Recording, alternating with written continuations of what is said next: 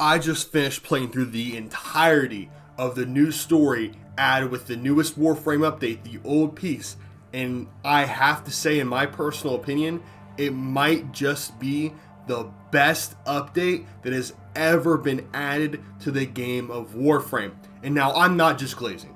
I know I've been glazing this past week talking about how excited I am for the update, so you guys might just think I'm like grifting on loving the game. But I do want to make it clear, in the past, I have said bad things about Warframe. This is my Warframe 1999 video where I said I didn't like the Warframe 1999 update and I didn't like the direction that this story was going with 1999. I still stand by those beliefs. I'm not the biggest fan of Warframe 1999. I think it looks beautiful. I think the environment is really fun. I think the story, I think the gameplay is really good. I just don't like the story or really like the hex of Warframe 1999.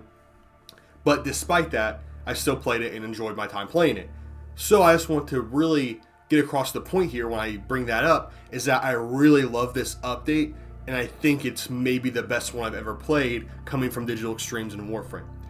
The old piece was an update that centered around reliving your old memories as a Tenno. Memories that we had long forgotten because Margulis, which is basically, the precursor to the Lotus, who was basically our caretaker, erased those memories from our memory in order to protect us, and so we don't go completely insane with rage and being aggressive and hate ourselves. Basically, she erased our memory to protect us. But in the old piece, we go back in time to relive those memories with the help of Lloyd and the Lotus.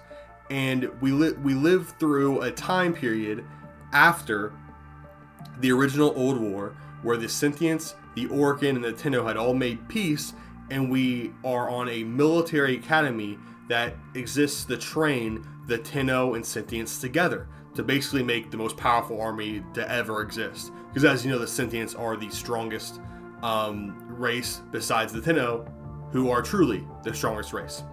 So, I guess they're just building like a super army on this moon. And basically the whole story takes place on this moon Parita, which is in the Tau system, a system that has been teased for over 13 years now. Basically since the creation of Warframe, we've known about the Tau system, but this is the first ever time that we got to see it, so it was super exciting to go there, and it absolutely delivered. And all we saw was just one moon. I'm assuming there's a lot more planets in the Tau system than just Parita, the moon that we were on, but from what we saw, it was absolutely incredible. The environment was beautiful. The story was well written. The voice acting was, as always, very good for Warframe. The cutscenes were the cleanest, most beautiful, best looking ever by far. The game looked absolutely stunning. And everything just looked so good. The story was great. I don't want to get too much into the spoilers. That's why I kind of covered the setup and didn't get too far into the spoilers of the actual story, because I just wanted to cover what's in the gameplay demo and not what's in the story itself. But it's about an hour and a half long mission, so it's not the longest mission of all time, to be completely honest with you. But that hour and a half is absolutely jam-packed with exciting content. If you look around in these different areas, like if you're in the training academy, I think it's called the Tehran Training Academy. If you look around, you can find like statues of the Council of Seven. You can see all kind of cool little Easter eggs. I don't know if they're Easter eggs, but you see all kinds of cool little decorations that hint at the culture and the thought process of the Orokin. You get to learn about the relationship between the Tenno and the Sentients, and between the Sentients and the Orokin, and even between the old Grineer clones that were created by the Orokin and their relationship with everybody else, and if they have personalities and so on. There's so many unique small things that you learn, and it's absolutely incredible. And I can't say enough good things about the story of this update and how it looks. And oh my gosh, the music and the sounds that were played, it was absolutely amazing. It was insane how good the sound quality was. The sound team absolutely killed it. The music was super good. Every single scene where there was emotional tracks playing in the background, it always hit. Dude, it was like making me sad while playing it at certain points, making me hype, getting me excited. It was an incredible job by the sound team. They absolutely killed it. In fact, there's nothing they didn't kill for any team. Every team killed it when it came to the old piece. It was, like I said, maybe my favorite update of all time, and we learned so much about the lore and so much going through the Tenno's memories. It's just something that's so cool, and I'm so happy we got to experience it. However, this wasn't the only part of the update. We also got the Devil's Triad with this update, which the Warframe has been teasing for a while now. The Devil's Triad, to me, at least compared to the old piece part of the update, felt a little bit undercut, to be completely honest with you. But it was just kind of like an addition to the old piece. It wasn't the main meal here. It was like a dessert, right? You can't access the Devil's Triad until you complete the old piece, so you're already kind of like awestruck and stunned by the beauty and amazing storytelling of the old piece update. And then you get into the Devil's Triad, and then you're in for a lighter snack here. It's nothing too crazy. Marie is a very likable character, and she's also very hot. Roth is a very funny character and very enjoyable to talk to. He's actually my favorite character of the 3 so far. And then Father Leon, I haven't gotten far enough into the relationship status with those 3 to even talk to him, because he does refuse to talk to you at first. And besides for just talking to them, there's not really a whole lot more to do with them. You can text them like you can in the Hex, but there isn't like a story really surrounding them yet, as far as I can tell. Basically, you can just play Law Descendia, and through playing Law Descendia, you help Roth work through his memories. But other than that, there isn't a whole lot going on with him story-wise. There's not cutscenes, there's not like an hour-long mission to set it up or anything like that. They just kind of appear out of nowhere after the old piece. I actually don't think it's like a big deal or even necessarily a bad thing either. The Devil's Triad is introduced with no fanfare, because we do actually get to hear about Roth a tiny little bit in the old piece story. He's kind of mentioned in a one-off line that just mentions his character, but it does provide context to why he would be important, because he was, kind of an important guy they talked about, even if we really didn't get to see a lot of him. So it makes sense why Anstrati would bring him to a certain time period and then assign Marie and Leon to guard him and make sure he doesn't do anything too crazy. But yeah, for most of the part, Roth is pretty cool. He seems like a really interesting character. He seems like he might have a lot of lore behind him, which I'm super interested in learning about. He's pretty funny as well. I actually really like his voice lines. Marie is obviously very attractive and a pretty friendly character. I don't think she's anything special personality-wise, but character design-wise, she definitely is. And I haven't actually got to the point with Father Leon yet where I can even talk to him. So I'm kind of just, I don't really know about him yet. He's kind of a dick, actually. But anyway, the other thing that came with the Devil's Triad update is the La Descendia game mode.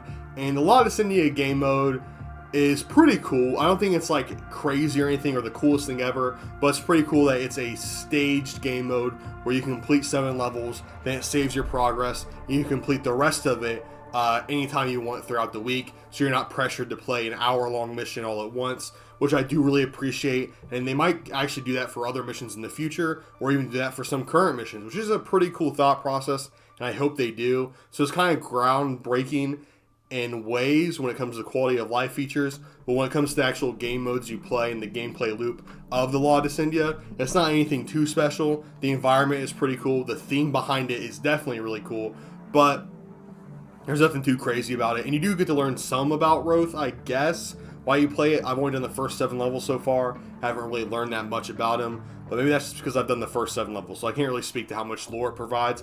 But it's a pretty fun gameplay experience, and I'll definitely be playing it all the way through. But I don't know how much of a mainstay of the actual game it will be.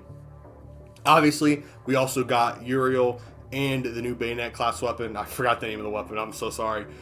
But you actually get to use both at least at one point throughout the old piece update storyline, and both are super fun to play and use, if you only get to use them for a pretty brief amount of time in that update. But it's definitely made me want to actually get them in the game so I can use them whenever they want, because they are both definitely really fun. Uriel's a really fun, cool, interesting looking frame, and the bayonet weapon that I forgot the name of was super cool, and I really, really like it, despite the fact I forgot its name. So that's not really saying that I like it, but I do, trust me. So yeah, the update was awesome. Lore-wise, story-wise, cinematic-wise, voice acting-wise, graphics-wise, probably the best update that we've ever gotten. However, there were some bugs and some issues, which I'll cover now, but they happened all, for me at least, after the old piece, so I'm not too mad about them. They didn't interrupt my gameplay, they didn't interrupt the story or anything like that. It's just I had some issues trying to unlock the Devil's Triad.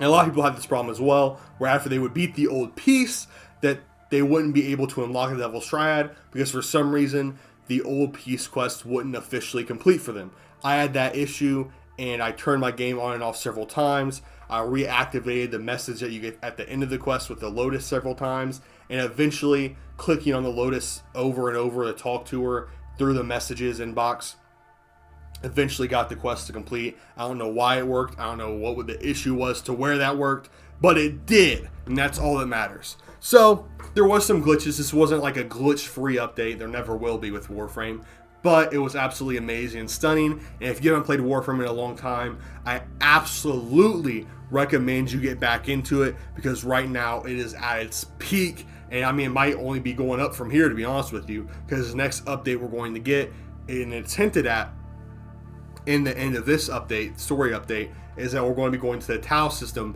but in the present day instead of just through our memories, which I am super duper ridiculously excited for, and I already can't wait, even though I barely explored all the contents of this update. That is all I have for this video.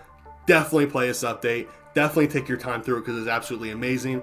And I have all kinds of videos coming out here soon that are analyzing what we see and things along those lines. But thank you guys so much for watching. Shout out to my members, Jay and Simon King 5000. You guys are the absolute greatest.